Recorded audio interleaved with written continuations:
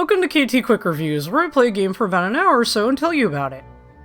Once again, we had the release of a mainline Final Fantasy, that being Final Fantasy XVI, and much to my surprise, we were given a demo with a fairly hefty amount of story in it. Now, so to make sure this review isn't any longer than any of my other quick reviews, I'm going to just cover what stuck out to me rather than everything. So as I stated, the demo covers a lot of story and not much else. I know Final Fantasy games are big on story, lore, world building, but as a demo, I really wish it would have focused more on a combat system. Though the few times I was actually able to fight, I did enjoy the overall flow. So I need to preface that I've not played Final Fantasy XV. I have no idea how its combat works or any of its other systems. The last mainline Final Fantasy game I played was 12, as well as the Final Fantasy VII Remake. And if you aren't aware, Final Fantasy VII Remake has a battle system that is fairly similar to its sister series Kingdom Hearts. Okay, back to 16. The game opens with our main character Clive waiting with a troop of soldiers, the group overlooking a battlefield with two factions colliding. Eventually, we're also met with some nobles, as well as a mountain of a man, and oh my goodness, we're like 5 minutes into this game. What is going on? Calm down, you two. My entire time playing this demo, all I could think about was Game of Thrones, and I probably won't be the only person that makes that comparison. We're also introduced to the concept of dominance, and are eventually shown one in the form of Titan facing off with Shiva, both staples of the Final Fantasy series. As a classic Final Fantasy fan, I'm not vibing with this Shiva. But I like this Titan, he looks cool. Clive and his men must escape the large quake, and right out the gate, one of Clive's guys just gets pancaked. Yeah, this game is not afraid of killing people, and it really lets loose on the gore. Again, Game of Thrones, anyone? After the whole ordeal, we're whisked back to the past, where we see a younger Clive in a small pen training as his brother Joshua and... sister? Honestly, I never figured out if she was, and I don't even remember her name. They very much went, "This is medieval times, you have no station, woman," to this poor girl.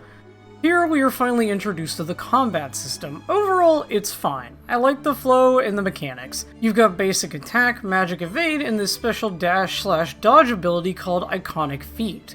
I was having a bit of difficulty with the dash ability being on circle and evade on R1, so I went to, wait, you can't remap? This is 2023 on the PS5 and I still can't remap buttons? I just wanted to switch these two!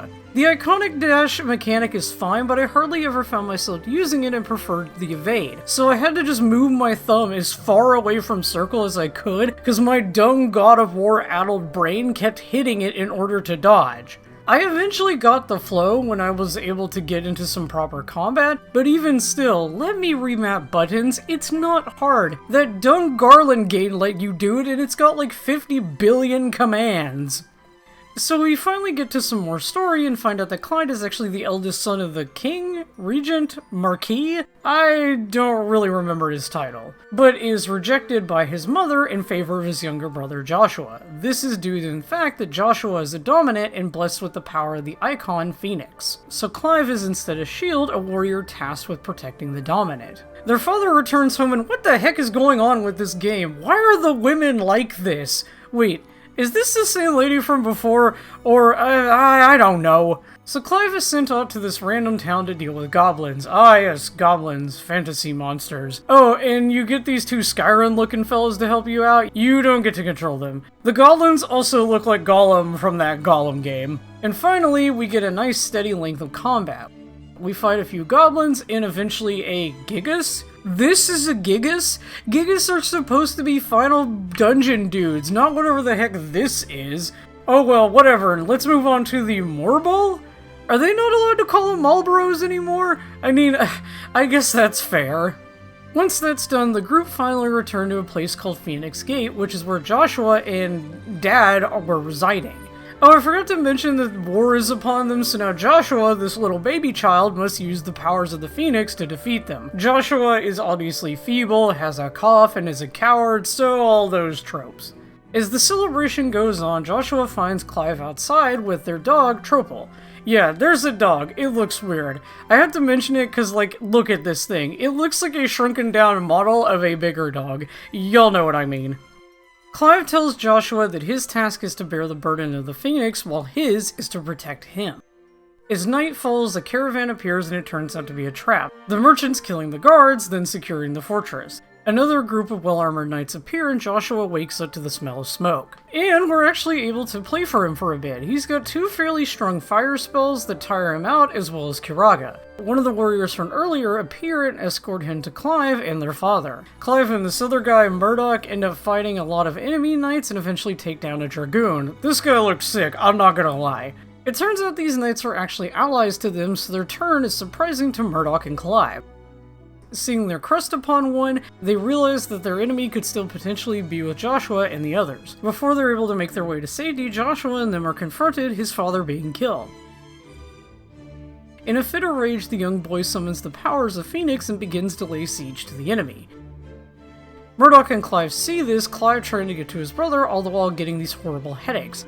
As Phoenix rages, another icon appears. It's called Icon of Fire, but we all know it's Ifrit.